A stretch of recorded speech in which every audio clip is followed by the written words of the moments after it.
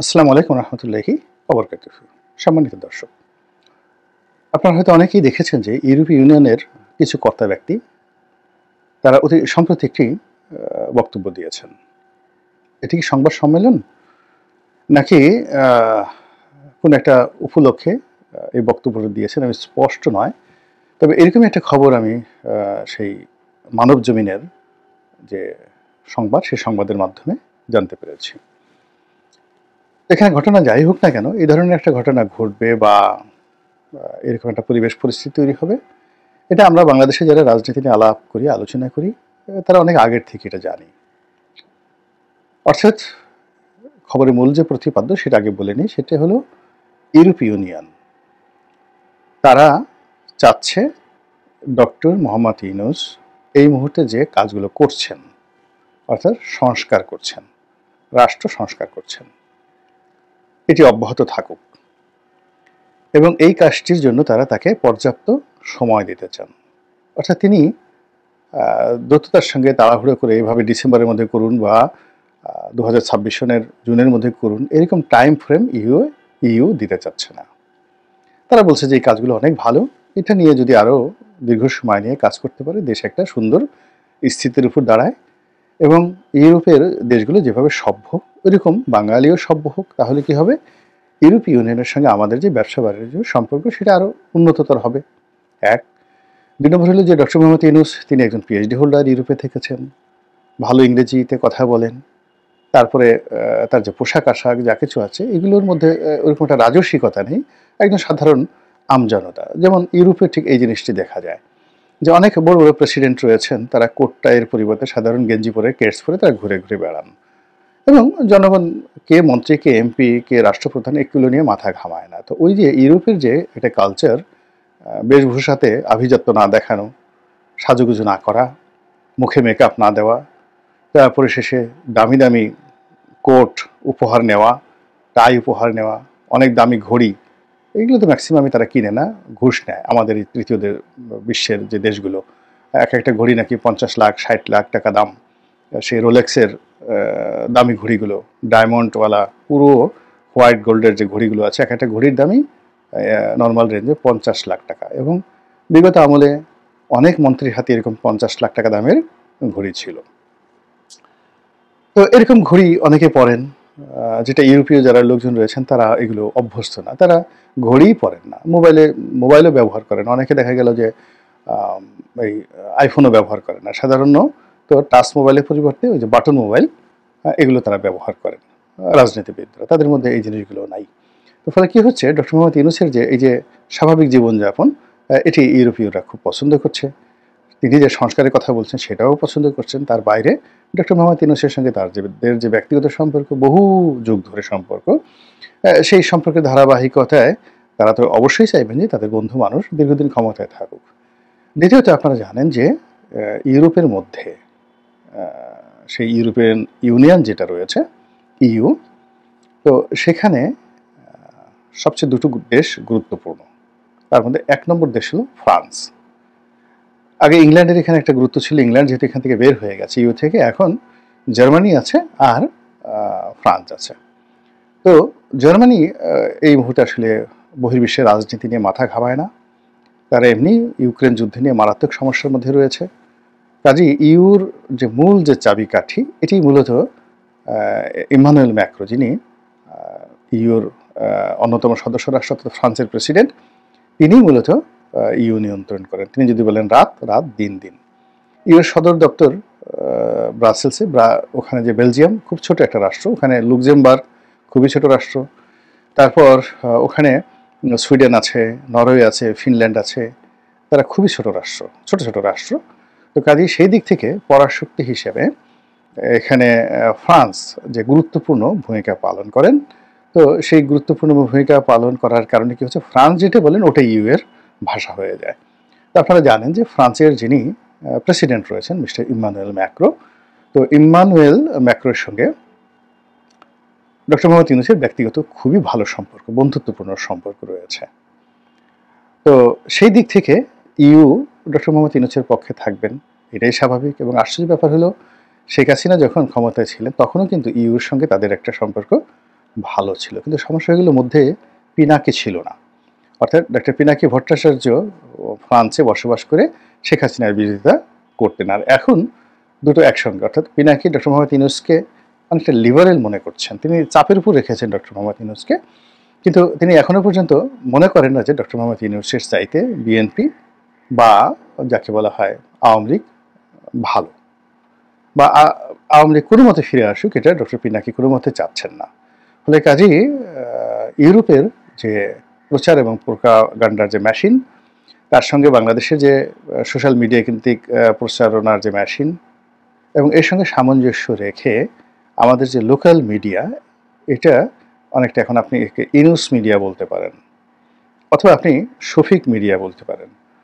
মিডিয়ার এত বোধোদয় বা এতটা রেনেসা কখনো কোনো জামানাতে আমি দেখিনি। এমনকি বঙ্গবন্ধু যখন বাকশাল করলেন, তখন বাকশাল করার পর যে 4টি পত্রিকা ছিল, এবং এই 4টি পত্রিকা বাকশালকে তেল দেওয়ার জন্য, বঙ্গবন্ধুকে তেল দেওয়ার জন্য তারা যে জাগরণ তাদের হয়েছিল, গণজাগরণ হয়েছিল, তার সাথে এখন আমাদের দেশের অনেক গণমাধ্যমের, বেশিরভাগ গণমাধ্যমের এমন একটা জাগরণ এসেছে, রেনেসা এসেছে। তারা কি করে তথ্য সচিব যিনি রয়েছেন এখন, তথ্য সচিব মানে কি, ডক্টর মোহাম্মদ ইউনূসের যিনি তথ্য সচিব বা উপদেষ্টা, তথ্য উপদেষ্টা বা তথ্য সহকারী, এরকম একটা পদ পদবি হবে, কিন্তু আমি এই জিনিসগুলো মানে তার পদ পদবিটা জানি না। যেটা জানি যে তাকে সিনিয়র সচিব, মানে প্রজাতন্ত্রের সিনিয়র সচিব পদমর্যাদায় তাকে নিয়োগ দেওয়া হয়েছে।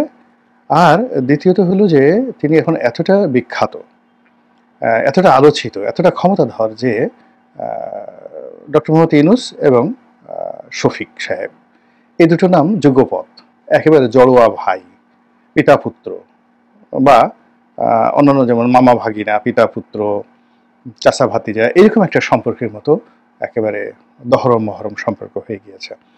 এখন ডক্টর মোহাম্মদ ইউনূসের সঙ্গে এমনি আগে থেকে মিডিয়ার একটা ভালো সম্পর্ক, তার সঙ্গে জনাব শফিকেরও এই নতুন পদ পদবীর কারণে স্থানীয় মিডিয়ার সঙ্গে সম্পর্ক। আর তিনি যেহেতু একসময় বিদেশি সংবাদ মাধ্যম এএফপির বাংলাদেশ ব্যুরো চিফ ছিলেন, প্রধান ছিলেন, তো কাজেই আন্তর্জাতিক যে মিডিয়াগুলো, সেই মিডিয়াগুলোর সঙ্গে তার একটা সম্পর্ক থাকবে, এটাই স্বাভাবিক ব্যাপার।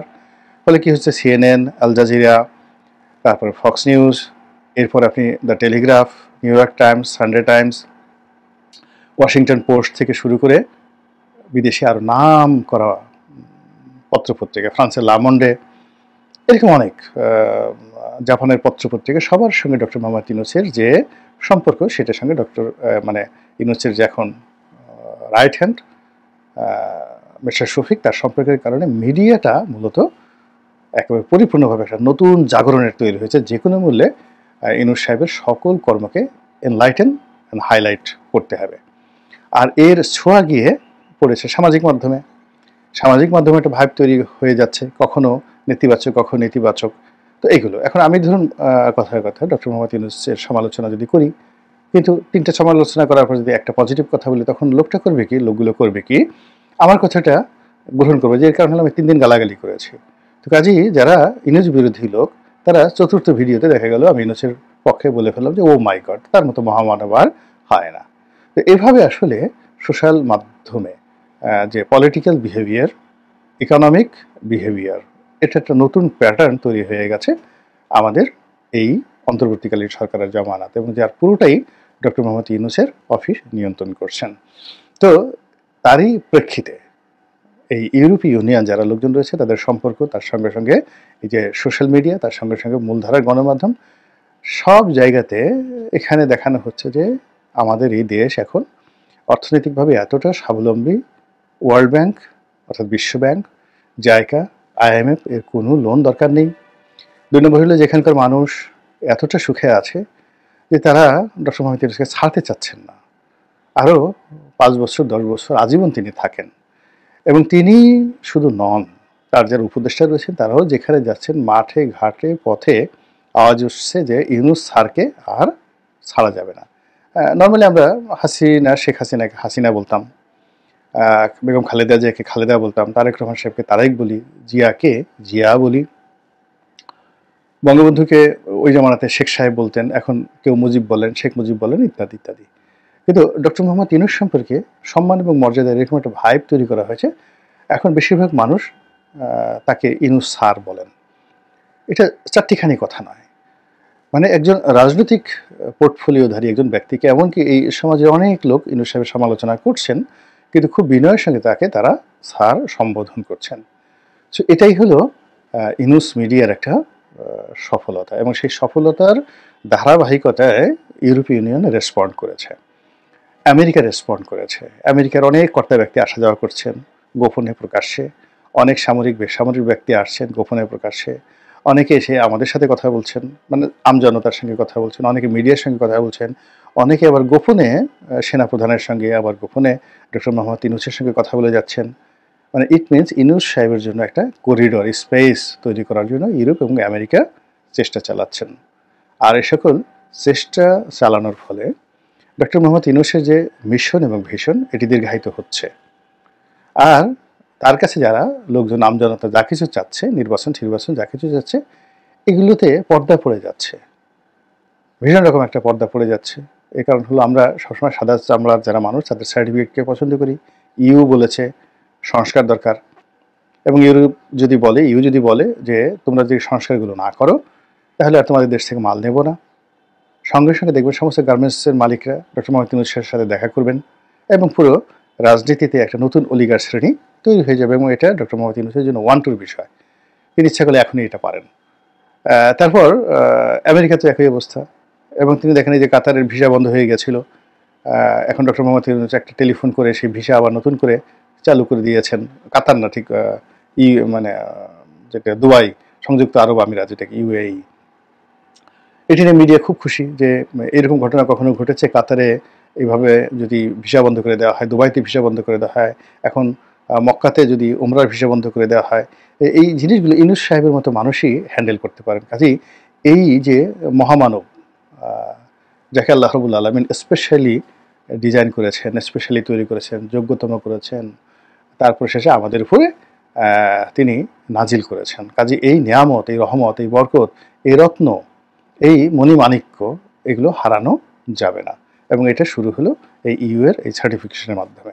দেখা যাক পরিস্থিতি কোন জায়গায় যায়, কি পরিণতি ডেকে নিয়ে আসে, এবং আমরা আগামী দিনগুলোতে কোথায় যাই। মহান আল্লাহ আমাদের সবাইকে হেদায়েত দান করুন এবং হেফাজত করুন। আসসালামু আলাইকুম ওয়া রাহমাতুল্লাহি ওয়া বারাকাতুহু।